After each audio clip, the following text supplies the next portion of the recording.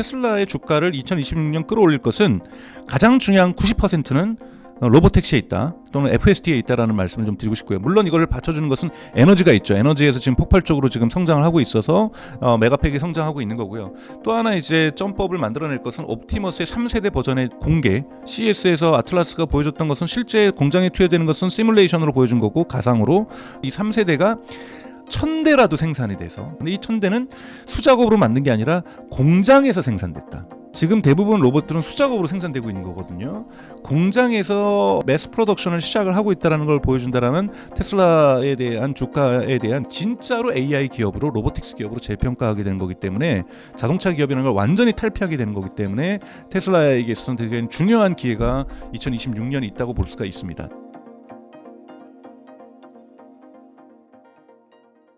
안녕하세요. 오늘 인터뷰 진행을 맡은 김예은입니다.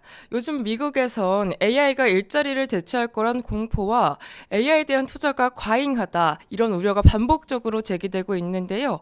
그래서 오늘은 관련해서 AI 기업부터 테슬라까지 강정수 박사님과 함께 이야기 나눠보도록 하겠습니다. 박사님 안녕하세요. 안녕하세요. 네, 간단하게 소개 좀 부탁드립니다. 네, 성경일 TV를 통해서는 여러분 정기적으로 제가 만나고 있습니다. 저는 독일에서 경제학으로 학부부터 석사, 하여튼 박사까지 다 공부를 하고 왔는데요. 제가 주로 전공하는 영역은 테크놀로지가 어떻게 시장에, 마켓에 영향을 주는가, 또는 그것에 의해서 시장이 어떻게 발전하는가를 좀 연구하는 쪽에 있고요. 그래서 관련 기업과 관련 일들을 많이 해왔고, 지금은 블루닷 AI라고 하는 AI 관련 스타트업에서 같이 일을 하고 있습니다. 공동 파운더로 참여를 해서요. 그리고 다양한 방송에서 여러분들을, 그리고 다양한 글로, 저희 글도 많이 씁니다. 여러분들 검색해 보시면 더 코어라는 곳에서 글도 쓰니까요. 한번 찾아보시길 바라고요. 오늘 좀 흥미있는 주제이기 때문에 좀 진지하게 좀 더 녹화에 임하도록 하겠습니다. 네, 올해 초 이제 빅테크 기업들이 실적 발표를 했는데 AI 관련 사업에 수익을 내는 기업들이 있었을까요? AI 관련된 것을 통해서 수입 내는 것은 헌드레드입니다. 네. 우리가 이제 문제는 투자를 워낙 많이 들어갔기 때문에 기업들이 흔히 말하는 카펙스 투자라고 그러죠. 그것만큼의 기대치를 채우가 아니냐에 대해서는 논쟁할 수가 있죠. 첫째, 많이 뭐 흔히 말하는 엔비디아, SK 하이닉스, 삼성전자 뭐 이런 데는 다 AI 때문에 돈을 벌고 있는 거고, AI 없으면 저렇게 성장할 수도 없었던 기업들이라고 볼 수 있는 거고요. 여러분들이 이제 가장 궁금하고 있는데, 구글이라든지 메타는 도대체, 특히 메타는 하이퍼스케일러라고 해서 클라우드 서비스를 해가지고 기업에다가 데이터 센터를 판매하는 것도 아닌데 뭐 이렇게 저렇게 카펙스 투자를 많이 하고 데이터 센터를 많이 지으려고 할까? 여러분, 메타하고 구글 같은 경우에는 알파벳이죠. 대표적으로 AI를 통해서 광고 매출을, 수익성을 극단적으로 끌어올리고 있죠. 그래서 과거에 여러분들 인스타그램이라든지 페이스북에서 논쟁이 됐던 것이 서드 파트 데이터라고 해서, 즉 페이스북과 인스타그램에서만 데이터를 갖고 오는 것이 아니라 분명히 내가 유튜브 가서 뭐 예를 들면 영상을 봤는데, 또는 내가 예를 들면 당근마켓 가서 뭘 검색했는데 그와 관련된 광고가 인스타그램에 떴어요. 과거에는 그런 것이 더욱더 빈번하게 떴습니다. 그래서 뭔가 이들이 나를 서베일리언스, 염탐하고 있는 거 아닌가, 이 정도로 두려워했었거든요. 그게 뭐냐면, 애플이라는 운영체계에 깔려있는, 내가 쓰고 있는 다른 앱에서 나오는 저의 개인정보의 일부를 애플이 또는 그 기업들이 메타나 즉 인스타그램과 페이스북에 판매를 합니다. 그걸 서드 파티 데이터라고 얘기를 하죠. 이거를 2022년 11월에 애플이 금지를 합니다. 그러면서 메타가 매출을 훅 꺾여요. 그런데 왜냐하면 이런 것들이 있어야 광고의 정확도가 더 높아지고 정밀해지고, 광고의 정확도가 높아서 강정수가 예를 들자면 공포감에서 그들이 나를 감시하고 있는 것 같아라고도 생각하지만, 내가 이거 필요한 거 어떻게 알았지?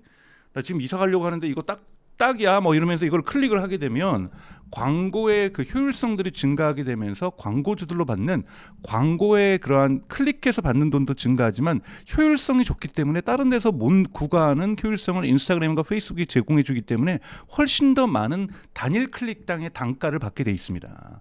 이 부분을 무엇을 해결하느냐? AI로 해결하고 있는 거예요. 그러니까 즉 과거에 비해서 서드 파티 데이터는 거의 안 가져오지만, 물론 페이스북에서 여러분이 무엇을 클릭했는지, 메타에서 무엇을 인스타그램에서 했는지는 그건 상호 연관되어 있어요. 같은 데이터베이스이기 때문에 내가 인스타그램에서 뭐 눌렀는데 우연히 페이스북 들어갔더니 내가 그 클릭한 거 어떻게 알고 여기서 간 거, 같은 회사니까요.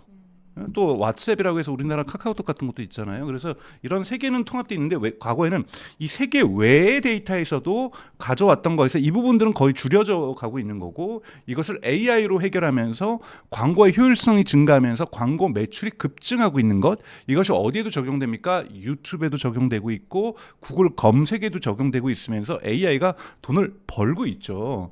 이러한 부분들을 보시는 거고, 이제 여러분들 이제 점점 이제 제미나이라든지 이런 데서도 이제 돈이 나오는 거고, 메타 같은 경우는 AI 글래시스, 그러니까 이 안경이죠. 레이벤하고 같이 하는 이런 부분에서도 매출을 또 기대할 수 있는 거고, 이런 부분에서 AI가 돈을 당연히 벌고 있고요. 두 번째는 이제 소프트웨어 기업이라든지 이런 데서는, 마이크로소프트도 마찬가지고 이런 데서는 개발자들의 코딩할 수 있는 이 개발자, 예를 들면 하루에 한 5시간씩 코딩했다면 이젠 1시간 코딩해도 다 되는 거고 30분 코딩해도 다 되는 거 보니까 그들의 생산성이 좋아진다는 거죠. 여러분, 기업에서 생산성이 좋아진다는 것은 비용이 내려간다는 얘기입니다. 그러니까 막 빅테크들 해고하고 그러잖아요. 아마존도 해고하고 마이크로소프트도 해고하고 집에 가세요. 우리 한국은 노동 경직성이 있어서 그렇게 해고를 쉽게 못합니다만 미국은 되게 해고를 쉽게 할 수 있기 때문에 이러한 비용에 절감되는 것들이, 바로 비용이 낮아진다는 건 뭡니까 여러분? 생산성이 좋아져서 비용이 낮아진다라면은 동일 매출 대비 마진율이 좋아진다는 거죠. 또는 매출은 그대로고 투자를 또 하더라도, 예를 들면 지금 카펙스 투자를 엄청나게 하고 있죠. 데이터 센터. 이 부분을 비용을 그들이 덜어들였던 돈도 많아지고 있고 비용도 절감하고 있으니까 양쪽에서 쌍끌이로 어느 정도 방어를 해주고 있다. 이런 부분이 있는 거고요. 또 하나는 여러분 보셔야 될 것은, 자, 그렇게 얘기했죠. 옛날에 구글 CEO가 뭐라 그랬냐면, 지금 오버 인베스트 돼 있다라고 얘기를 하고 있어요. 그렇죠. 과잉 투자돼 있는 건데, 언더 인베스트먼트를 통해서, 즉 적게 투자해서 당할 고통 대비 오버 인베스트, 과잉 투자해서 받는 고통은 아무것도 아니라 그랬어요. 그러니까 지금 여러분 한번 생각해 보세요. 여러분들, 저는 그렇게 생각해요. 이번에 이제 알파벳이 카펙스 투자 2026년에 늘린다고 하니까, 천문학적인 숫자로 늘린다니까 왜 그러지? 그러니까 해야 되는 건 맞는 것 같은데 너네 너무 많이 하는 거 아니야? 돈 언제 벌어올 거야? 아마존이 한다니까 주가 내려가고 메타가 한다니까 주가 내려갔었잖아요. 저는 회복될 거라고 보는데, 만약에 우리 너무 여러분들이, 투자자분들이 걱정하시는 것 같아서 우리 카펙스 투자 AI 준비 그 비용 50%로 줄일게요. 그럼 제가 보기엔 주가 폭락했을 거예요. 지금은 어떻게든지 투자자들이 불안한 거예요. 불안하기 때문에 계속 많이 하는데 언제 좀 많이 버는 거야? 그러니까 계속 이런 질문도 지금 하신 거, 지금 투자자들이 하신 질문이잖아요. 그러니까 이런 질문들도 하는 거고, 만약에 제가 정말 구글 CEO가 컨퍼런스 콜에서 우리 2026년은 아껴 쓸게요. 엔비디아 칩 반만 살게요. 예? 메타도 우리 엔비디아 요번에 계약 큰 거 있잖아요. 큰 거 있는데 그거 실수했어요. 제가 빠꾸 할게요. 백도 50%로 할게요.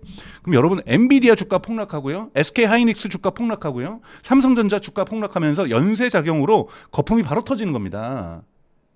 물론 3년 뒤에 더 큰 버블이 터질 수도 있어요. 그거는 여러 조건들에 의해서 만들어지는 건데, 지금 여러분들이 보실 때 지금 과잉 투자는 전혀 제가 보기엔 이슈가 안 되는데도 불구하고 무언가 잘 되고 있는 게 불안한 거죠. 언제까지 SK 하이닉스 저러다가 100만 원 넘겠네.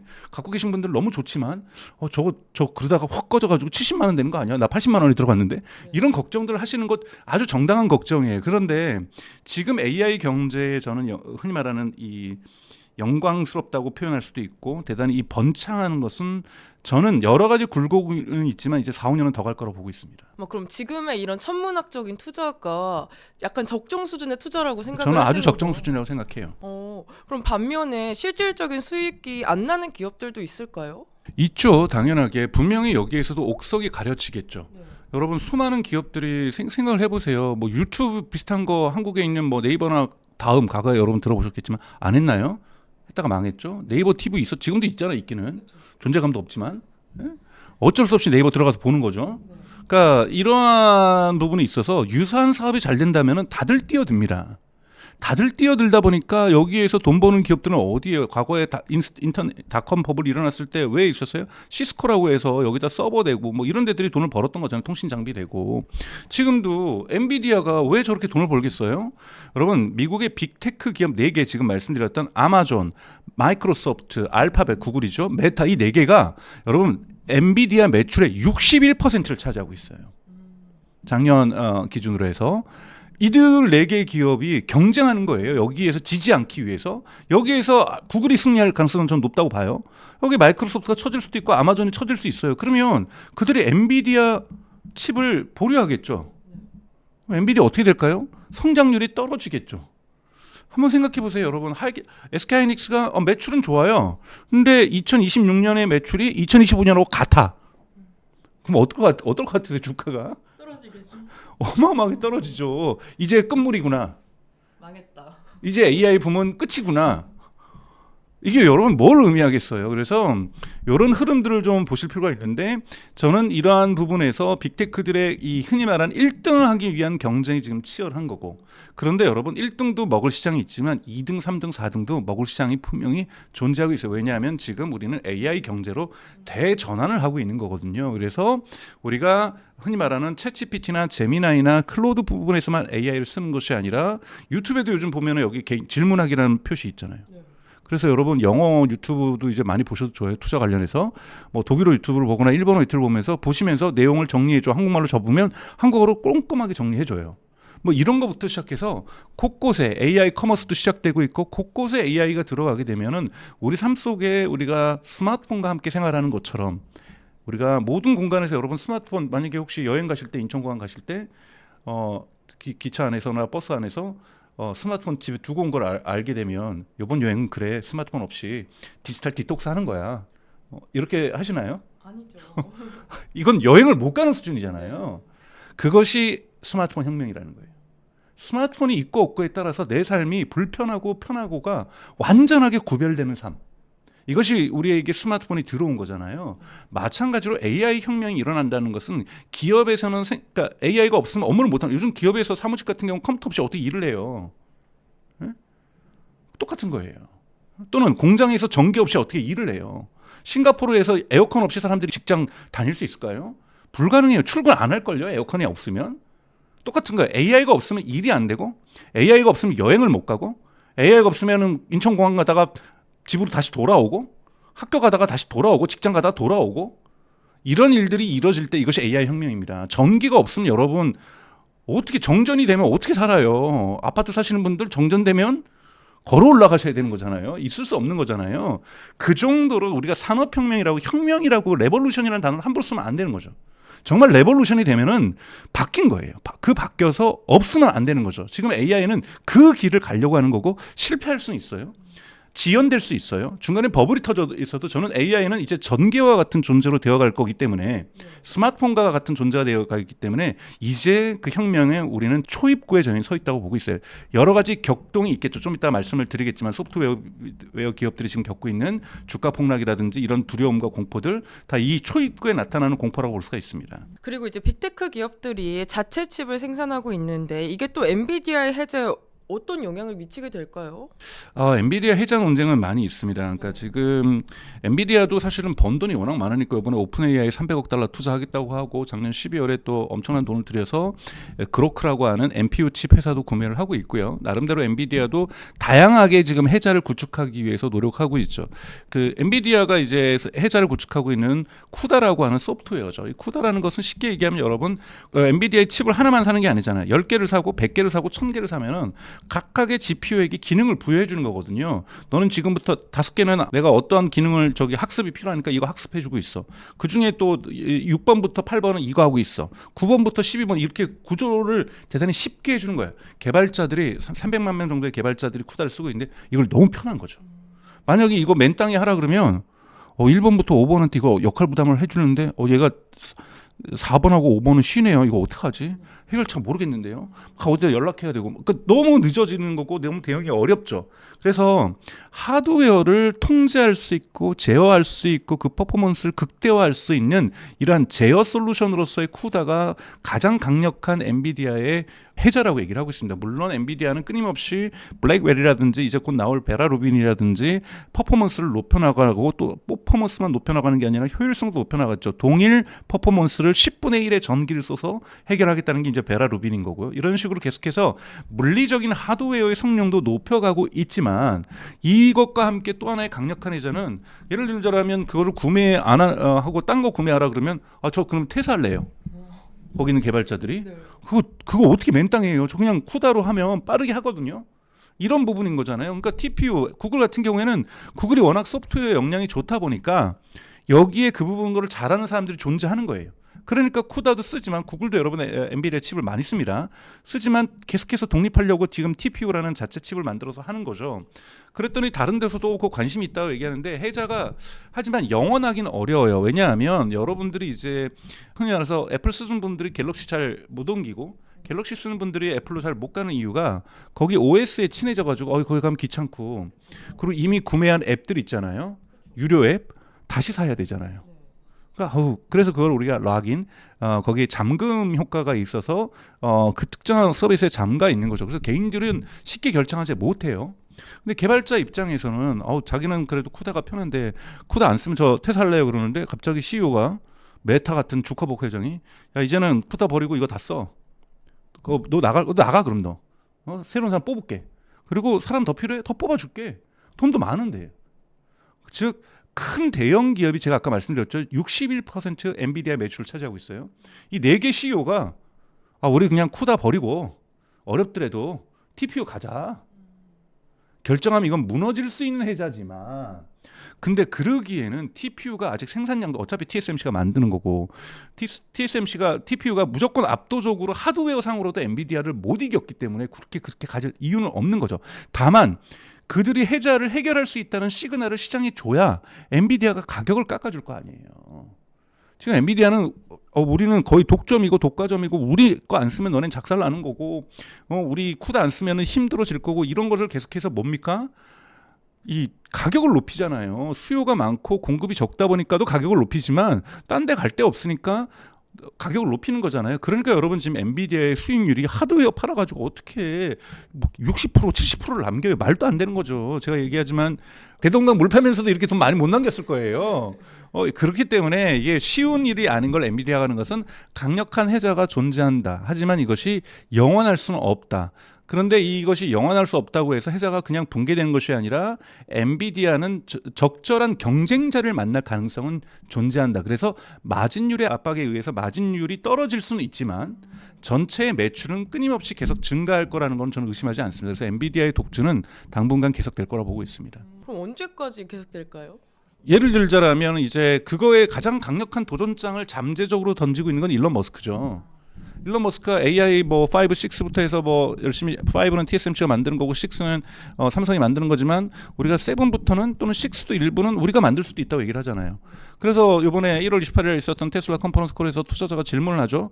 혹시 그거 만들어서 딴 데 팔 거야? 엔비디아처럼? 그랬더니 파는 것이 이론적으로 불가능한 거지만 팔 가능성은 제로야. 왜? 우리가 엄청 많이 쓸 거기 때문에 왜 우리가 만들겠어? 삼성전자하고 TSMC는 믿을 만한 파트너야. 그들과 함께 갈 건데 그들이 다른 업체를 위해서도 일을 하는데 우리 지금 만약에 10,000개 필요한데 삼성전자하고 TSMC에서 1,000개씩밖에 납품 안 해서 8,000개가 모자라면 우리는 어떻게? 굶어 손가락 빨 수는 없잖아. 그래서 8,000개 우리가 만들려는 거야. 그리고 우리 또 3만 개, 5만 개, 1억 개 막 무진장 말도 안 되는 숫자를 얘기하는데 그거 다 만들어서 다 우리가 쓸 건데 옵티머스에 다 들어갈 거고 테슬라 자동차에 들어갈 거기 때문에 그리고 우리 데이터 센터 우리가 질 거야. 그리고 데이터 센터 우주에다 질 거야. 우주에다 짓는다는 건 여러분 이게 과학적으로는 가능해요. 가장 어려운 건 사실은 에너지가 아니라 냉각이죠. 발사 비용 얘기하는데 스타쉽을 통해서 발사하게 되면 저렴해지는 거고 냉각은 우주가 마이너스 277도 270도라고 해서 추워가지고 얼어 죽는 게 아니죠. 그냥 얼어버리는 거기 때문에 저기는 올라가면 냉각 문제는 없겠구나. 그렇지 않아요, 여러분. 거기에는 우주의 가장 큰 특징은 진공 상태. 진공 상태에선 열이 이동하지 않습니다. 그래서 뜨거운 것이 차가워질 수가 없어요. 이제 그걸 할 수 있는 방법, 왜냐하면 우리가 열을 낸다는 건 물이나 바람이 불어가지고 여기를 통해서 열을 뺏기는 거죠. 그래서 냉각 장치에서는 공냉식이 있고 순냉식이 존재하는 거죠. 하지만 또 하나 열을 뺏는 방법이 있어요. 빼는 방법이 우리 달리기에서 뜨거우면 우통을 벗고 막 사람들이 이렇게 노출을 좀 더 많이 하면 몸에서 열이 나갑니다. 스스로 발열을 하죠. 그러니까 레디에이터라고 얘기하는데 발열을 해서 열이 줄어들어요. 그러기 위해서 위성에다가 엄청난 날개를 달죠. 큰 날개를. 그래서 인공위성 보면 날개가 있는데 한 면은 태양광을 받는 거고요. 반대면은 열을 빼는 거예요. 이런 식으로 지금 만약에 데이터 센터를 질 경우에는 발사 비용도 스타쉽을 통해서 하면 매우 저렴해져서 예를 들면 지금도 미국하고 중국하고에서 직접 경쟁을 안 하지만 우리나라 알루미늄을 볼까요, 여러분? 알루미늄은 전기료를 많이 쓰잖아요. 그 나라의 전기값이 싸면 쌀수록 알루미늄의 생산 비용이 떨어집니다. 그러면 그 나라에 알루미늄을 쓰게 되는 거잖아요. 만약에 데이터 센터를 지금 아마존이나 마이크로소프트나 구글이나 이런 데서 다 막 미국 땅에다가 지금 가뜩이나 미국은 지금 중국보다 전기료가 2배 비쌉니다. 근데도 중국하고 경쟁할 거 아니라서 이건 그나마 지금 만들고 있단 말이에요. 한국보다는 그래도 저렴하니까. 데이터 센터를 지금 미국에다 짓는 이유는 그나마 중국을 제외하고는 전 세계에서 가장 전기값이 싼 데가 미국이니까요. 그런데 우주에다 띄웠는데 거기는 반값이네. 이래저래 비용이. 그래서 거기다 데이터 센터를 구축을 했는데 기업들한테 얘기를 해요. 우리가 반값에 해줄게. 기업도 10% 싸면은 데이터 옮기고 귀찮아서 안 하는데 반값이라고? 그럼 안 가겠어요? 그럼 가죠. 근데 거기에는 엔비디아 칩이 아니라 테슬라가 만든 칩이 들어가 있네. 그리고 저기 있는 기업들도 엔비디아가 갖고 있던 칩들도 우리 이 정도 가격이면 저기 테슬라하고 경쟁해야 되고 스페이스X하고 데이터 센터 경쟁해야 되는데 칩도 이렇게 비싸고 전기값도 비싸면 우리 경쟁 못 해요. 칩 가격 반으로 안 해주면 우리 안 할래요. 그래서 가장 엔비디아가 싫어하는 것이 우주 데이터 센터죠. 물론 일론 머스크는 그렇게 해요. 우주 데이터 센터에 꽂힐 칩도 엔비디아 할 거야. 근데 그건 보장할 수 없는 거죠. 근데 그래서 이건 먼 미래에 조금은 공상과학적인 이야기들이 있고 과학적으로 아직 실현해야 되는 거고 지금 뭐 스페이스X도 여러분 뭐 지금 많은 유튜브 영상들이 있는데요. 3년 이후부터 시작하겠다라는 거고 3년 이후에서도 뭐 100만 개까지 지금 미국 정부의 허가를 받은 상태예요. 그런데 1년에 지금 올리려고 하는 계획되는 그 위성 그 데이터 센터가 그러니까 하나의 큰 덩어리가 올라가는 게 아니라 조그만 위성들을 연결해서 네트워킹 형식으로 데이터 센터를 만드는데 이거 1년에 3만 개씩밖에 못 올린다고 얘기를 하고 있어요. 그래서 당장에 3만 개씩 올리면 앞으로 한 10년 동안은 테슬라 혼자 쓰기에도 바쁠 거예요.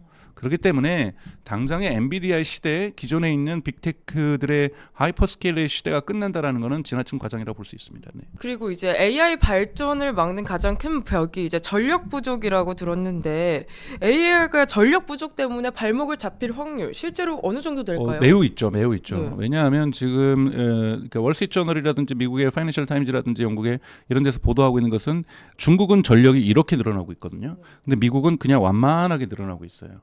근데 미국의 데이터 센터를 짓고자 하는 건설 계획은 또 수직적으로 늘어나고 있거든요.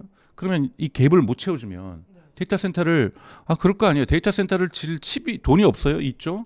땅이 없어요, 미국? 있죠. 그 다음에 그 칩도 다 살 수 있잖아요. 우리나라 막 25만 개 산다고 막 난리 피고 이제 나라가 뭐 AI 뭐 강국으로 가니 막 이러는데 이번에 메타랑 엔비디아가 몇 개 계약했어요? 300만 개 계약했어요.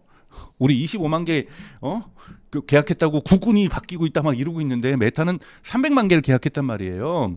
근데 그 300만 개 계약한 뭐예요?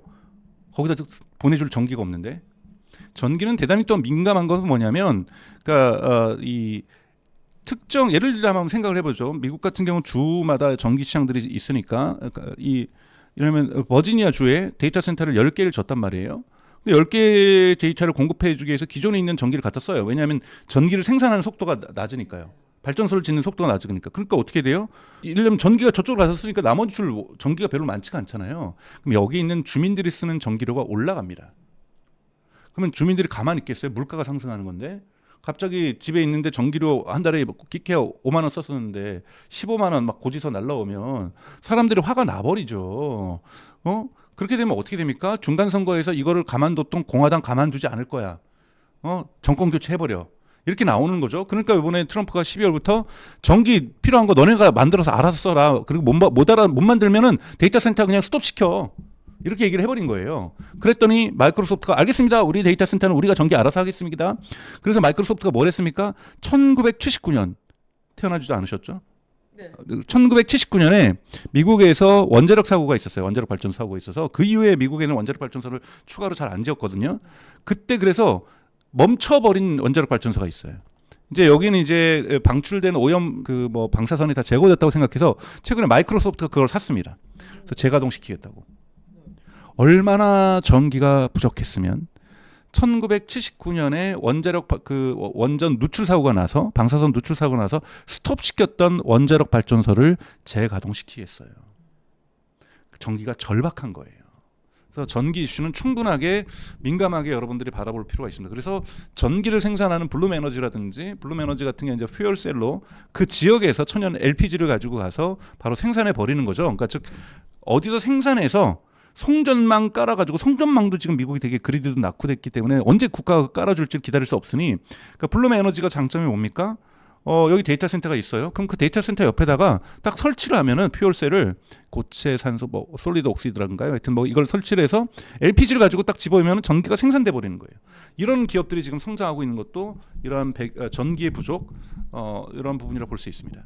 네, 테슬라의 로보택시 사이버캡 상용화 속도가 생각보다 더딘데요. 이게 규제 때문인지 아니면 다른 기술적 문제인지 뭐 때문일까요? 뭐 두 가지가 다 섞여 있지만 규제가 더 크다고 저는 보고 있어요. 뭐 우선은 가장 테슬라 투자자분들에게 좋은 소식은 이제 사이버캡이 본격적으로 생산이 시작이 됐죠. 근데 이제 뭐 한 대 나온 거죠. 뭐 2대 나오고 3대 나오겠죠. 그러니까 본격적인 양산은 원래 4월부터 하겠다고 얘기를 했고 양산도 이제 램프업이라고 하는 것도 이제 흔히 말하는 대량 생산하는 거죠. 대량 생산도 속도가 있거든요. 예를 들면 블랙웰도 처음에 양산 시작했지만 오래 걸렸고 아마 삼성전자도 이번에 HBM4를 양산을 시작했다고 했는데 이 올해 양산의 양과 그러니까 예를 들면 하루당 생산하는 양과 2027년의 양산의 양은 엄청나게 차이가 날 겁니다. 이런 본격적인 흔히 말하는 풀로 공장에서 가동되면서 생산하는 시점은 대단히 늦어질 거라고 보고 있어요. 그거는 일론 머스크가 1월 말에 있었던 컨퍼런스가 뭐라고 하냐면 지루할 정도로 늦게 양산 속도가 올라갈 거라고 얘기를 했거든요. 그래서 우선은 속도를 맞춰 나가면서 사이버캡을 생산하게 될 겁니다. 그러나 여러분들 여기서 아셔야 될 것은 사이버캡은 생산을 해도 그냥 창고에 서 있어야만 해요. 왜냐하면 사이버캡의 가장 큰 특징은 스티어링 휠, 즉 핸들이 없는 거고 가스 페달과 브레이크 페달이 없는 거잖아요. 이 차량은 제가 정확한 대수는 생각하지 않지만 1년에 한 3,000대 이상 생산 못해요. 미국 법이. 그러니까 즉 법으로 그 정도는 혁신을 위해서 테스트해 볼 수 있다고 그 정도 만들 수 있는 거지 더 이상 만들면은 불법이에요. 그러니까 그거를 판매하는 거죠. 창고에 쌓아놓는 게 아니라. 그렇기 때문에 더 이상 만들 수가 없고 그거를 가동시킬 수가 없습니다. 이걸 위해서는 미국의 법이 개정돼야 되는 건데 지금 미국 하원 소위 보통 법을 만들 때는 특정 소위에서 전문 소위에서 그거를 통과시켜주면 본회의에 상정을 해서 통과를 하게 되는데 미국은 자 이제 소위를 통과했어요.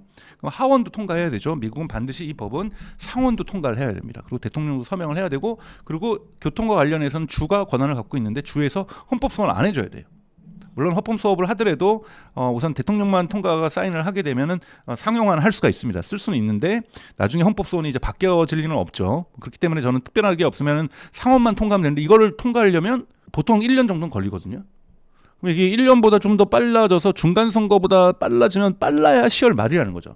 그럼 10월 말까지는 1년에 2,000대 이상 생산하면 안 되는 거예요.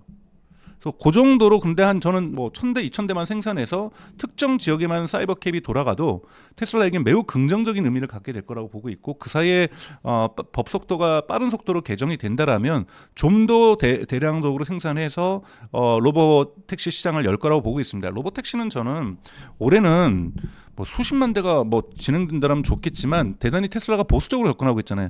사고가 적게 나야 되고 막 3만 대 풀었는데 교통사고 하나 난다든지 그래서 크게 인명피해가 있다든지 그럼 테슬라 주가에도 그렇고 규제 문제에도 대단히 안 좋을 수가 있고 사회적으로도 대단히 안 좋은 여론이 형성될 수가 있어요. 그렇기 때문에 테슬라는 대단히 지금 보수적으로 저는 접근하고 있는 거 잘하고 있다고 보고 있는 거고 1,800대에서 2,000대만 다녀도 의미가 있습니다. 한번 생각해 보세요. 예를 들면은 경기도 수원에 2,000대의 로봇택시가 돌아다닌다? 그럼 수원은 사실상 많은 부분에 있어서 로봇 택시가 그러니까 사이버캡이죠. 자율주행 시장을 점령할 수가 있는 거죠. 그렇기 때문에 특정 도시가 완전히 바뀌어진다라는 건 의미가 있는 거고 여기에 이 부분이 된다라면은 나머지 사람들이 FSD를 더 쓰게 될 거고 그러면서 FSD와 즉가 덜 쓴다라는 건 FSD가 되는 차량에 대한 수요도 늘어난다는 거고 이렇게 해서 상호 관계를 맺으면서 플라이 힐이 형성되면서 매우 좋을 수가 있기 때문에 현재 지금 사이버캡과 로봇 택시는 테슬라가 이야기했고 일론 머스크가 컨퍼런스 콜에서 얘기했던 그 시간 타임라인에 늦지 않게 저는 진행되고 있다고 저는 생각이 들어요. 여기에서 결정적인 변수는 미국 하원과 상원에서 관련 법의 개정의 통과 속도라고 보고 있습니다. 네, 테슬라가 옵티머스 로봇을 이제 2월에 텍사스 기가팩토리에 투입한다는 소식 들었는데 이게 로봇 시장이 본격화된다는 이야기로 해석을 해도 될까요? 아닙니다.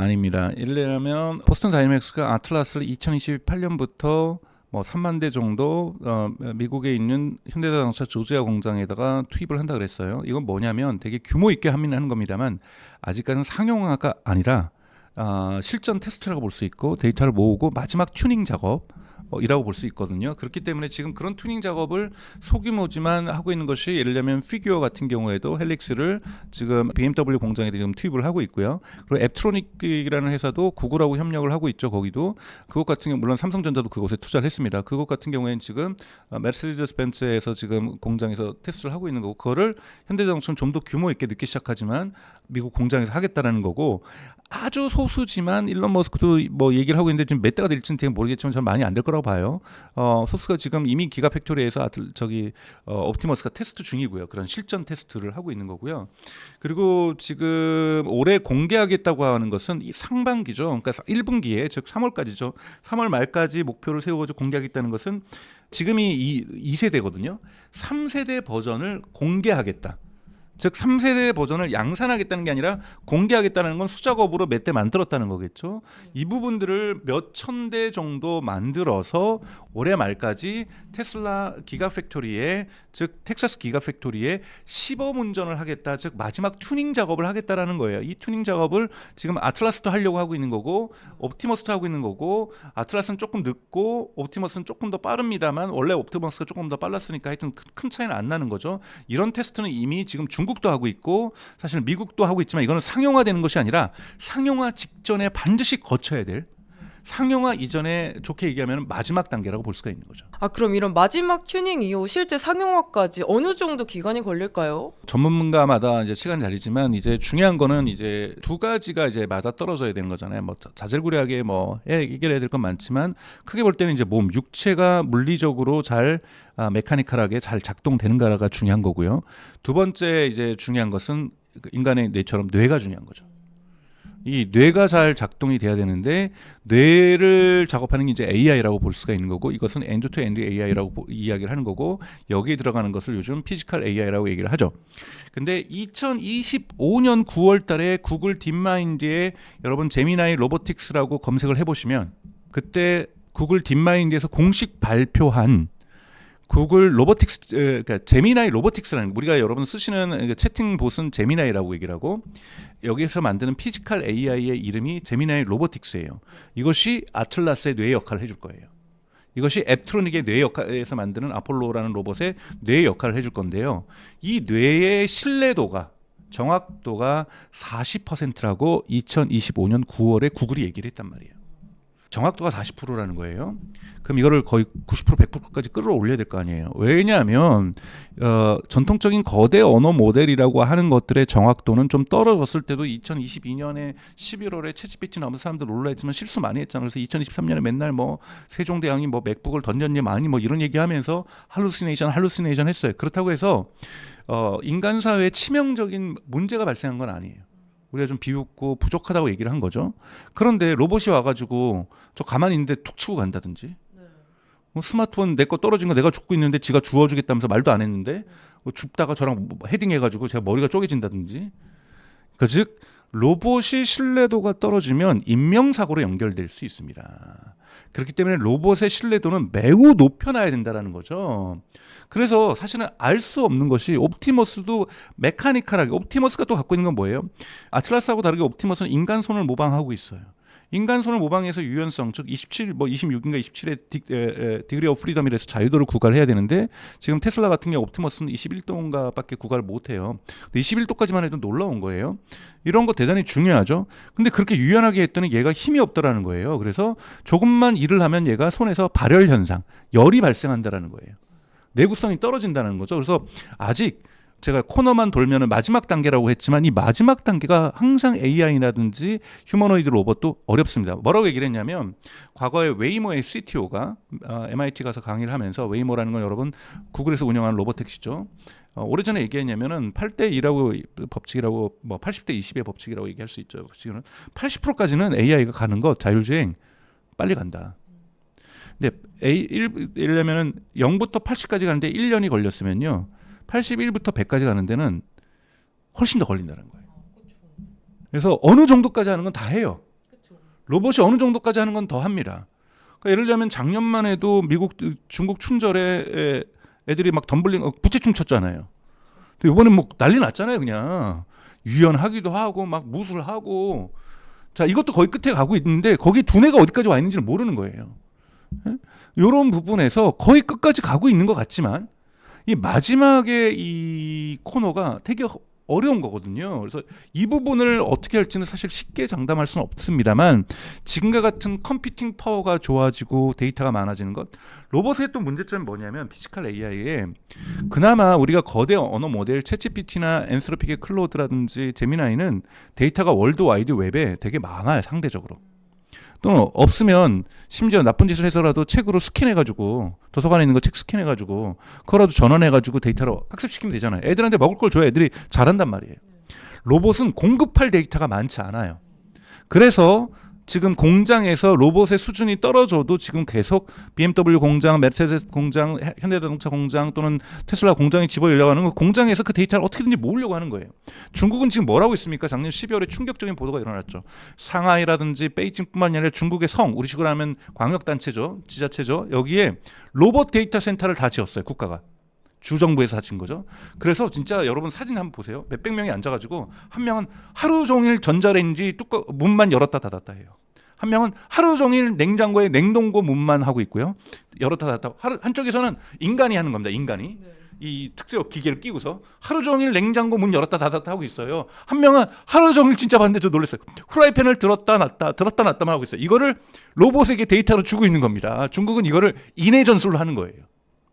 여러분, 그러니까 아직 어떻게 어떤 데이터를 내요. 아무리 걔네를 쿵푸를 하고 춤을 추고 난리를 피더라도 한쪽에서는 열심히 데이터 모으고 있다라는 거예요.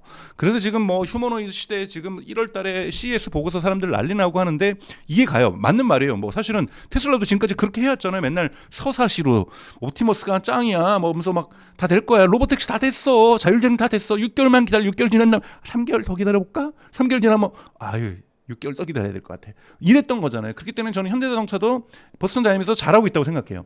그런데 그것이 내년도에 막 로봇이 와가지고 여러분 방 치워주고 막 목욕시켜주고 어르신들 몸 아프실 때 누워있을 때 차 끓여주고 현대자동차 공장 가가지고 노동자들 다 나가 내가 다 일할게. 절대 그런 일 없어요. 그런 일은 상당히 적지 않은 시간에 저는 걸릴 거라고 보고 있습니다. 네. 근데 이제 테슬라에 관심 있는 분들이라면 주가 관련 이야기 빼놓을 수 없을 것 같은데 네. 작년 일론 머스크가 정치적 행보를 보이면서 주가가 요동치기도 했잖아요. 네. 이제 일론 머스크의 정치적 관련 이슈들 그만 생각해도 되는 부분일까요? 아니에요. 일론 머스크는 한 번 맛이 갔기 때문에 제가 보기에는 반복적으로 나타날 거예요. 네. 그렇기 때문에 저는 개인적으로는 일론 머스크를 기업 경영인으로서 그리고 엔지니어로서 과학자로서 대단히 존경합니다. 방향 대부분 맞다고 생각하고 있어요. 하지만 정치적으로는 1도 동의하지 않거든요. 뭐 제가 뭐 그 정치적으로 동의하거나 이러지는 않지만 뭐 이해는 가요. 왜 저러고 있는지. 그러니까 뭐 자기가 뭐 생각하는 것이 있으니까 저러고 있는 건데 저는 그것이 과잉되어 있다라고 저는 생각이 들고 있고 또 뭐 전 세계 돈이 다 많다 보니까 누가 그거 말리겠어요.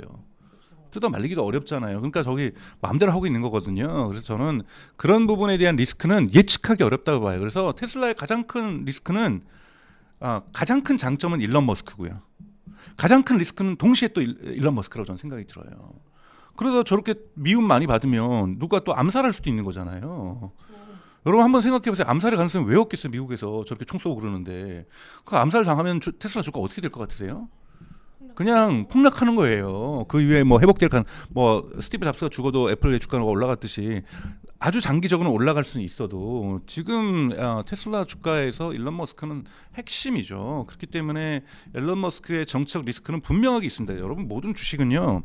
변동성은 변수가 아니라 상수죠. SK 하이닉스에 왜 변수가 없겠어요? 삼성전자에 왜 변수가 없겠어요? 이제 잘 됐으니까 HBM4 만들었으니까 이제는 승승장구 이제는 나는 일밖에 없구나. 아니죠. 변동의 변수는 너무나도 많습니다. 그래서 주식 투자를 한다는 건 변동성이 항상 있다라는 것, 그 변동성을 내가 어떻게 대비하고 있는가, 어떻게 펀드 매니저가 하고 있는 시스템적인 대비처럼 개인 투자자는 어떻게 대비할 것인가, 성정길 TV가 어떻게 거기서 주요한 기능을 할 것인가, 이런 고민들을 하시면 될 것 같다고 보고 있습니다. 그럼 2026년에 예정된 테슬라 관련된 이슈나 이벤트 같은 게 뭐가 있을까요? 저는 사실은 제가 다른 방송에도 여러 번 얘기했었고 여기 성정길 TV 지난번에도 좀 말씀을 드렸던 거지 3월까지는 되게 어려울 거라고 봐요 테슬라가. 근데 그 이후에는 어려울 일이 전 별로 없다고 봐요. 우선 사이버 캡이 생산되면서 그것이 1000대가 생산되고 2000대가 생산되더라도 바로 즉각적으로 최소한 텍사스 오스틴이라든지 달라스 같은 데서 투여가 된다라고 한다라면 그래서 올림픽 전에 미국에서 6월달에 이제 월드컵이 열리는데 월드컵 구경하러 왔던 뭐 저널리스트라든지 또는 팬들이 와서 보고서 판타스틱하다라고 느끼는 순간 그리고 그것이 매출로 이번에 특히 처음으로 2026년 1월 28일에 쓴 컨퍼런스 콜에서 이번에 처음으로 CFO가 테이크 레이트 즉 FST를 쓰는 비율이 어떻게 되고 어떤 정도 쓰냐 할 때 100만이 넘었다고 얘기를 했어요. 그러니까 100만이 넘었다는 것 중에서 이제 일시적으로 구별하는 사람들 매번 월로 돈을 내는 사람들 뭐 일시적으로 구별하는 사람이 아직은 절대적으로 많을 거라고 보고 있는 거고요. 이렇게 FST의 테이크 레이트를 즉 채택률을 얘기했다는 것도 대단히 의미가 있고 이렇게 되면서 점점 분기 발표 때 FSD로 또는 로봇 택시로 얼마를 버는지를 얘기한다라는 것 처음으로 자율주행 AI로 테슬라가 돈을 벌기 시작한다라는 거고 그것은 대단히 테슬라에 대한 흔히 말하는 재평가 리프라이싱이 발생할 거라고 보고 있는 거고요. 그 부분들이 지금 제일 중요하다고 봐요. 그러니까 즉 테슬라의 주가를 2026년 끌어올릴 것은 가장 중요한 90%는 로보택시에 있다 또는 FSD에 있다라는 말씀을 좀 드리고 싶고요. 물론 이거를 받쳐주는 것은 에너지가 있죠. 에너지에서 지금 폭발적으로 지금 성장을 하고 있어서 메가팩이 성장하고 있는 거고요. 또 하나 이제 점법을 만들어낼 것은 옵티머스의 3세대 버전의 이 공개 부분에서 쉽게 얘기해서 춘추절에 지금 중국이 막 무술했던 것보다 더 하는 거잖아요. CES에서 아틀라스가 보여줬던 것은 실제 공장에 투여되는 것은 시뮬레이션으로 보여준 거고 가상으로 연구센터에서 연구하는 로봇을 보여준 건데도 저렇게 난리가 났는데 이 3세대 보여주면 될 거고 이 3세대가 1000대라도 생산이 돼서 몇만 대가 아니라 올해 하반기나 저는 내년 초 1월이 돼도 좋다고 생각해요. 공장에 투여돼서 데이터를 모으기 시작했다. 근데 이 1000대는 수작업으로 만든 게 아니라 공장에서 생산됐다. 지금 대부분 로봇들은 수작업으로 생산되고 있는 거거든요.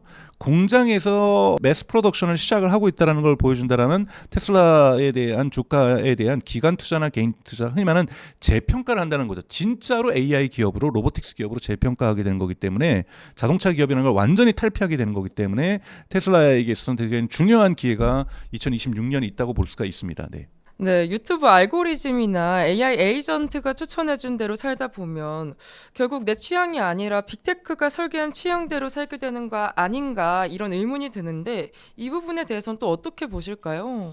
그런 종속성이 생기는 건 요즘 대단히 전 세계적으로 심각해지고 있습니다. 그래서 뭐 여러분 아시는 호주 같은 경우에는 미성년자에게 SNS 소셜 미디어죠.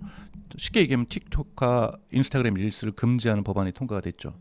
이것을 지금 유럽 국가들도 계속해서 도입하려고 하고 있고요. 그래서 끔찍한 거죠. 저 미성년자 입장에서는 인스타그램을 못 한다고 생각하시면 대단히 고등학교생들만 해도 난리가 날 거 아니에요. 그래서 이러한 부분이 왜 그러냐면 이제 폐해가 있다라는 거죠.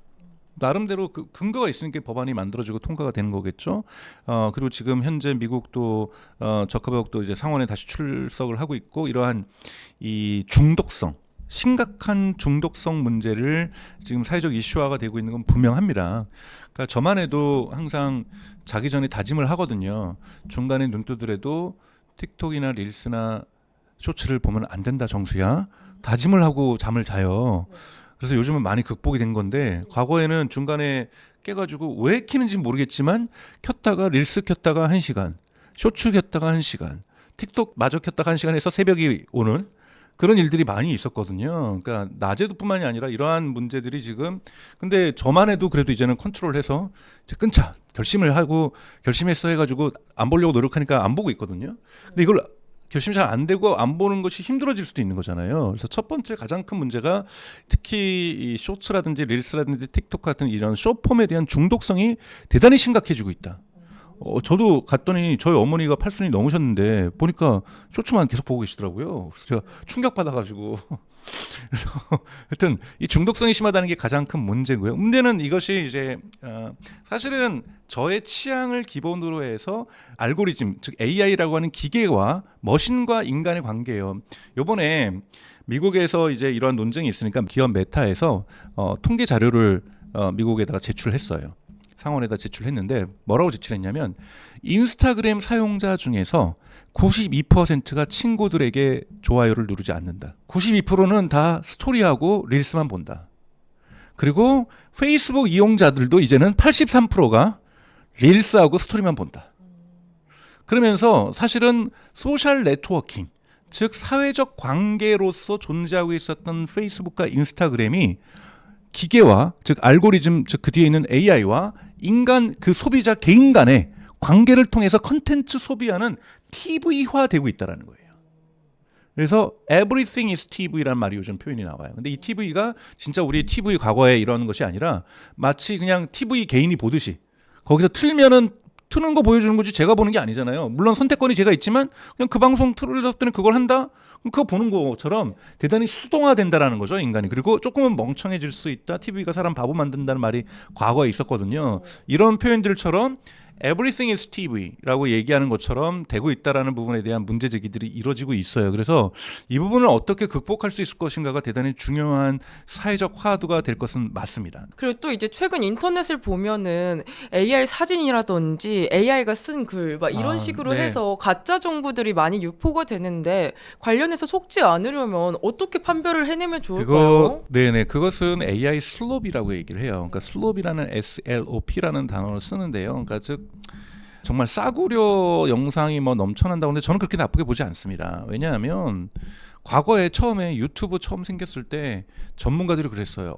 저런 가짜 정보, 저 의학 정보 뭘로 믿으라고, 저기 투자 정보는 뭘로 믿으라고, 그리고 저 개인이 왜 영상을 만들어, 영상은 PD와 카메라 감독과 전문 편집인과 전문 디자이너들이 만드는 것이지 전문가가 만드는 것이지 감히 아마추어들이 영상을 만들어 봐봐. 그러니까 생일 잔치나 찍고 있지, 동물원 간 거나 찍고 있고 깔깔거리고 저거만 찍고 있잖아. 근데 지금 그렇지 않잖아요.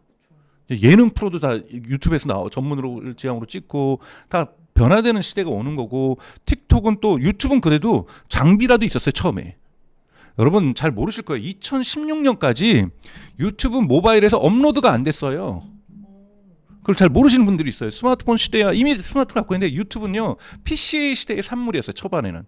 그래서 데스크탑 외에서는 업로드도 안 됐습니다. 근데 이제 모바일의 DNA를 뒤늦게 가져간 거잖아요. 틱톡이 나오면서 한국은 틱톡 열풍이 약하지만 사실은 뭐 유튜브의 열풍보다 강한 것이 틱톡 열풍이 지금 미국이나 영국이나 뭐 유럽이나 동남아시아 이런 데서는 강하잖아요. 뭐 일본하고 한국만 틱톡 바람이 약하게 부는 거고요. 물론 젊은 층에서는 틱톡이 한국도 이제 대세입니다만 이 틱톡은 뭐예요? 일부러 모바일로 찍잖아요. 저희도 사실은 카메라 하나가 지금 스마트폰입니다. 일부러 좋은 사양을 안 찍죠. 찍을 이유가 없고 스마트폰, 그리고 틱톡에서 흔히 말하는 진정성 보이기 위해서 일부러 사람들이 스마트폰으로 촬영을 합니다. 그러면 얼마나 진입 장벽이 낮아졌겠어요. 누구든지 만들게 되는 거잖아요. 자, 이제는 저는 UCC라고 하는 표현도 있었어요. UGC, User Generated Content. 이런 말 요즘 안 쓰잖아요. 마치 그거를 새로운 시대가 왔어. User Generated Content, UCC 뭐 UCC 경진대 무슨 대회도 있었어요. 뭐 공모전 이런 거예요. UCC 공모전. 뭐 대단한 것처럼 하면서도 조금 뭔가 깔보는 것 같거든요. 저는 그러니까 Generated Prompt. 그러니까 컨텐츠를 만드는 것이 아니라 요즘 영상도 프롬프트만 잘 쓰면, 내가 이런 영상 필요해져 이런 재치만 있으면 유저 제네레이티드 프롬프트가 AI 슬로우를 만드는 거거든요. 이제는 스마트폰도 없어도 저는 글만 쓸 줄 알아도 영상을 만들 수 있는 시대로 진입하고 있다. 그런데 여러분 유튜브에도 그지 같은 영상 많아요.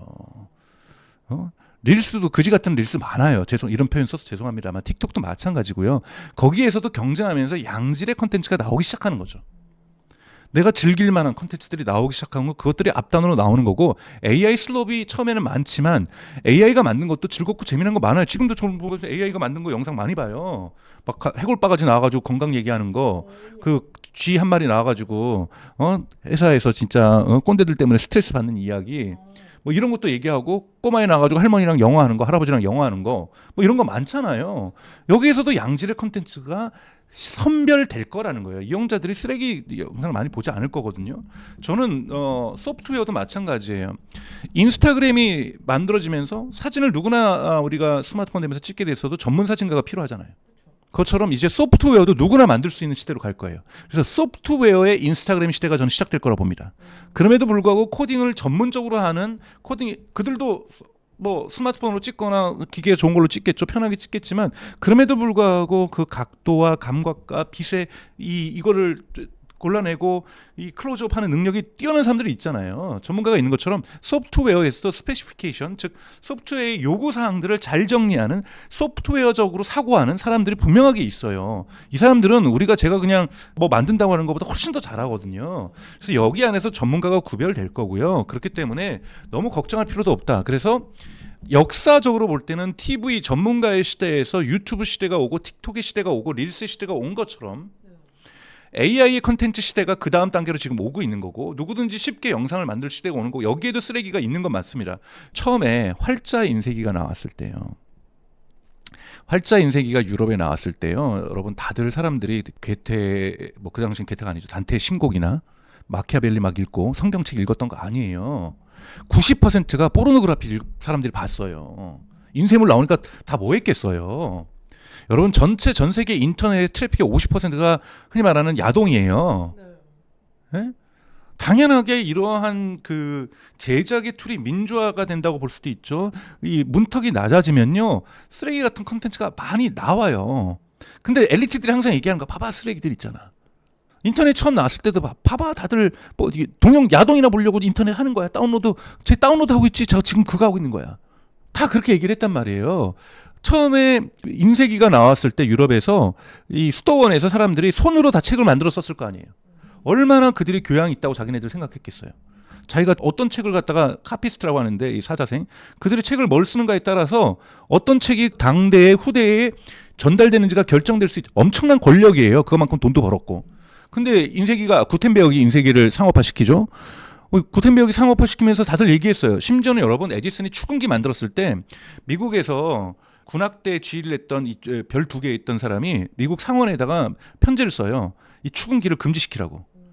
사람들이 음악을 연주를 하고, 연주한 음악, 비싼 생음악을 들어야 되는데, 이 동네에 보면은 이 청년들이 모여가지고 축음기 틀어놓고 그 앞에서 그냥 난리도 아니라고 음악 들으면서 그랬을 거 아니에요. 얼마나 신기했겠어요. 맨날 라이브로만 음악 들었어야 되는데 좋은 음악을 레코드로 할 수 있으니 레코드 갖고 있는 집안에 애들 다 모여가지고 저러다 보면 사람들이 보이스를 잃어버릴 거야.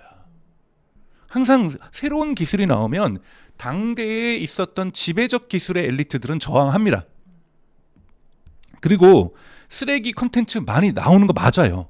하지만 거기에서도 양질은 골라내게 되어 있어요, 필터가. 그래서 너무 걱정할 필요는 없다라고 제가 말씀을 좀 드리고 싶습니다.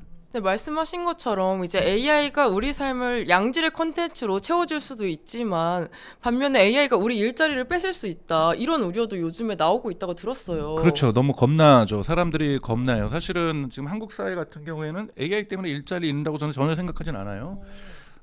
경제가 안 좋으니까 일자리가 없는 거죠. 저희가 AI 때문에 저녁에 술 안 마시러 가가지고 자영업자들 힘든가요? 아니죠. 저희가 AI가 없어서 사람들이 야놀자 이용해가지고 모텔 안 가가지고 지금 모텔이 장사 안 된다 그러겠어요? 아니잖아요. 경제가 안 좋은 거예요. 그리고 라이프 스타일이 변하는 거죠. 그런데 이제 당장에 있어서 저는 일자리의 큰 변화가 이르는 건 소프트웨어 직군이라고 저는 생각이 들어요. 소프트웨어만큼 AI가 잘하는 게 없거든요. 그래서 AI가 사람들이 다른 일자리를 칠 줄 알았더니 AI가 스스로 IT 쪽에 일하는 사람들을 먼저 치더라. 이것이 지금 나오는 거잖아요. 그 소프트웨어 업계들 지금 주가 확 떨어지고 있고, 누가 소프트웨어를 쓰겠냐, 만들어서 쓰지. 이러한 합리적인 의심은 존재하지만 이것이 현실적으로 힘에서 너드들이 만든 AI가 너드를 쳐버렸다. 이게 지금 정설인 거거든요. 그래서 이런 부분은 저는 타당한 염려와 공포라고 저는 생각이 듭니다만, 이것이 예를 들면 변호사가 없게 만들고 회계사는 완전히 사라지고, 회계 업무 달라지죠. 달라질 거예요. 이제 회계 솔루션 이용하게 되는데 왜 비싼, 제가 세금 계산서를 내는 걸 갖다 돈 10만 원 주고 해야 돼요? AI가 그냥 10,000원 주고 하거나 안 하면 되는 거죠.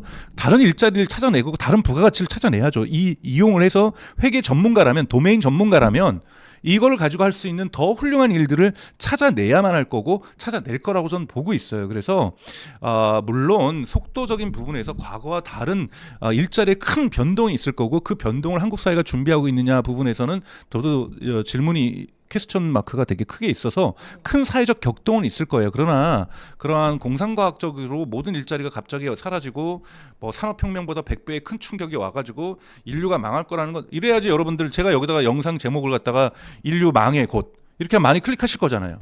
인류 멸망. 뭐 멸망, AI가 인류 멸망시키고 있어. 막 괴물 표정 그래가지고 썸네일을 하면은 다들 보실 거 아니에요. 그리고 자녀들 걱정하고 우리 애 의사 되려고 똑똑한데 어떡하지 막 걱정하실 거 아니에요. 일론 머스크 의사 필요 없다는데 일론 머스크 말이 맞다면 테슬라 저 투자하고 테슬라 차 타는데 우리 애는 의사 되면 안 될까요? 왜 의사 되면 안 돼요? 여러분 다만 의사 돼서 피부과 의사 다 시켜가지고 떼돈을 벌려 가시면 안 되는 거죠. 정당하게 노동의 대가를 받는 전문가들의 그 존중받는 시대는 상당히 오랫동안 저는 지속될 거라고 보고 있습니다. 그럼 예전처럼 어떤 전문직 하나 직군을 가지고 뭐 떼돈을 벌겠다. 뭐 어느 한 뭐 시험을 가지고 합격을 해서 엄청나게 좋은 자리까지 가겠다. 이런 거는 예전과는 다른 양상으로 흘러가게 될까요? 흘러가야 되는 것이 정상적인 사회 아닐까요? 그래야 사람들이 다양한 곳에서 나의 재능은 진짜 그랬어요. 저 독일 친구 한 명은 변호사도 되고 그 법률로 박사과정까지 다 하더니 그 다음부터는 반은 애들 과외하고 반은 저기 잡지사 가서 기사 쓰더라고요. 그래서 왜 돈 더 벌 수 있는데 했더니 이거는 지금까지 한 건 부모를 위해서 한 거고 부모님이 원하니까 두 분 다 의사세요. 그래서 한 거고 자기는 변호사 되고 싶은 생각 전혀 없기 때문에 자기가 하고 싶었던 인생 하면서 할 거라고 자기는 돈을 많이 벌 이유도 없고 목표도 없고 어차피 두 분 돌아가시면은 자기 아들 하나 있는데 자기한테 올 거고 재산은 자기 뭐 떼돈 필요도 없고 이런 사람이 나쁘다는 얘기가 아니고 옳다는 얘기는 아니에요. 근데 그런 사람도 살 수 있어야 되는 거잖아요. 그러니까 다양성이 존재해야 되는 거고 일자리 다양성이 있는 것 이게 건강한 사회거든요. 지금 한국 사회가 겪는 게 뭐예요? 다 똑똑한 사람들 의사 되는 바람에 과학자들 쪽에 똑똑한 사람이 있어요. 지금 있는 분들도 똑똑한 분들 많은데 좀 절대적인 숫자 부분에서 부족해진 거잖아요. 누가 엔지니어 되겠어요? 피부과 의사 되고 싶지. 떼돈을 버는데 여러분 떼돈을 버는 것 자체가 사회적인 메시지가 되면 사회가 왜곡됩니다. 그래서 좀 이런 부분들은 좀 완화될 필요는 있다고 저는 생각이 들고 AI가 오히려 그런 부분들을 강화하도록 우리가 그렇게 바꿔야죠. 근데 지금 초등학교 아이를 키우거나 뭔가 자녀를 양육하시는 분들은 한때 코딩을 배워야 된다 막 이런 이야기가 돌았는데 지금은 AI가 코딩도 다 해주는데 뭘 배워야 될지 좀 고민이 되거든요. 당연히 고민되실 거라고 저는 생각이 듭니다. 근데 내가 개발자를 안 되더라도 저는 예를 들면 개발을 안 했지만 HTML을 배웠고 그러니까 코볼이라고 하는 나이 드신 분들만 알 수 있는 언어를 제가 배우고 싶어서 배운 게 아니라 독일에서 강제로 대학 학부 때 그걸 가지고 시험을 보는 바람에 언어를 배웠죠. 그리고 HTML도 당연히 시험으로 받고 그다음에 자바는 제가 혼자서 공부해서 한번 책을 읽었던 기억이 나요. 그렇다고 제가 개발할 수 있는 건 아니지만 개발에 대한 두려움은 없습니다. 개발자들의 문서라든지 이런 테크에 대한 문서 이런 거에 대한 또 수학도 계속 하다 보니까 수학 관련 뭐 또 수학으로 또 논문도 쓰고 박사 논문도 쓰고 그러니까 수학에 대한 두려움도 없죠. 근데 수학을 제가 하는 건 아니에요. 저는 코딩에 대한 기초 공부는 해야 여러분 코딩을 해요. 그러니까 이 AI가 너무 잘해요. 너무 잘할 수밖에 없는 영역이고 그렇다고 다 하라는 게 아니라 내가 코딩을 해보고 또는 이 언어, 컴퓨터 언어죠. 가장 중요한 코딩이 아니라 컴퓨터 언어에 대한 기초 공부를 하면은 컴퓨터 언어가 사고하는 방식을 알게 됩니다. 자 여기에서 제가 그 AI랑 대화하면서 만들어낼 수 있는 것과 컴퓨터 언어가 어떻게 사고하는 사고체계에 대한 이해 없이도 AI랑 대화할 수 있어요. 심지어는 그래서 코딩도 부탁할 수 있어요. 근데 제가 AI에게 요구하는 요구사항이 달라요. 가장 중요한 것은 AI에게 어떤 요구사항을 할 수 있는가가 되게 능력이라는 것. 거기에 자기의 전문 지식을 실어 넣는 것이 그렇기 때문에 모든 영역에 있더라도 심지어는 의사가 되더라도 심지어는 시인이 되더라도 컴퓨터 언어가 어떻게 작동되는지를 이해하는 건 대단히 중요한 겁니다. 우리가 함수적 사고가 중요한 것처럼 소프트웨어적인 사고 이걸 저는 소프트웨어 비전이라는 단어를 쓰고 싶은데요. 그러니까 이 소프트웨어적인 사고 방식을 이해할 때 AI와 좀 더 깊은 대화를 할 수가 있고 AI에게 요구 사항도 좀 더 깊고 디테일해질 수가 있어요. 그렇게 해서 저는 코딩 교육이 아니라 컴퓨터 언어에 대한 기초 공부는 해야만 한다. 여러분 언어 공부를 해야죠. 언어를 우리가 자유롭게 하고 하는 것들에 대해서는 AI가 많이 도움 줄 거예요. 저는 나이가 들어서 전 독일에서 12년 살고 왔지만 제가 독일 사람처럼 독일어를 하겠어요. 근데 독일만 하는 데는 불편함이 없죠. 저 영어를 미국에 가보지도 못했어요. 여행으로 잠깐 뭐 일주일 간 것이 다니까 1-2주일. 그게 제 인생이 단데 제가 무슨 영어를 하겠어요? 특히 뭐 술집에서 누굴 만나서 영어로 얘기한다. 죽음이죠. 어디 가서 저는 제일 힘든 것이 컨퍼런스 가서 영어 발표하는 거 듣는 거 방송에서 누가 영어 하는 거 듣는 거는 크게 문제가 없어요. 제일 어려운 게 뭐겠어요? 그 컨퍼런스 가서 이렇게 커피 같은 거 마시면서 대화하는 거 하기도 싫죠. 그리고 어디 누구랑 밥 먹으러 간다 미국 사람하고 정말 끔찍하죠. 그러니까 저는 그래요. 근데 저는 불편함이 없거든요. 지금 AI를 만약에 언어 장벽을 많이 무너뜨리고 있어 이미. 앞으로도 더 무너뜨리겠죠. 그래서 뭐 에어팟 끼면 지금도 영어 되는데 에어팟 저도 에어팟 프로 3세대 쓰고 있는데 통역 진짜 못하더라고요. 좀 있으면 더 잘해지겠죠. 그래서 이런 지식을 주고받는 데는 문제가 없을 거예요. 근데 제가 사랑하는 사람하고 같이 막 대화를 하는데 저는 한국말을 하면 AI가 언젠가는 제 한국말을 프랑스어로 얘기를 해야겠지만 제가 언제까지 그래야 돼요? 아니죠. 그 정도면은 그 언어를 좀 더 잘해주는 노력들도 있어야 되고 그걸 통해서 배우는 그 언어를 배우면 그 나라의 세계와 세계관과 철학과 역사를 배우고 문화를 배운다 그러잖아요. 거기서 배우는 가치는 전 분명하게 있을 거라고 봐요. 그렇기 때문에 언어를 배우려고 할 거예요. 마찬가지죠. 제가 의학에 대해서 AI와 함께 또는 로봇과 휴머노드와 함께 의학의 기술을 발전시킬 거예요. 그래서 로봇을 통해서 지금도 로봇 수술 많이 해요. 하더라도 내가 그 AI를 보다 효과적으로 작동하고 하기 위해서는 제가 그 도메인 지식이 있어야 되는 거예요. 의학 지식이 있어야죠. 곳곳에서 그 전문 지식이 있는 전문가들의 수요는 줄어들지 않습니다. 그 전문가가 AI를 통해서 더 많은 일을 하는 거죠. 세상을 한번 생각해 보세요. 과거에 재무팀이 있었는데 주판으로 계속하고 있다고 생각해 보세요. 주판도 모르시잖아요. 알죠. 전자계산기 있어요. 전자계산기를 가지고 하고 있는데 옆에서는 엑셀 가지고 막 하고 있으면 그게 어떻게 비교가 돼요? 그러면 AI를 써가지고 엑셀을 넘어서는 AI와 함께 엑셀을 막 연결하면서 쓰면 그래도 재무적인 지식이 있는 사람이 방향과 이런 걸 하면서 훨씬 더 많은 일을 할 수가 있습니다. 그렇기 때문에 전문 지식은 반드시 필요해요.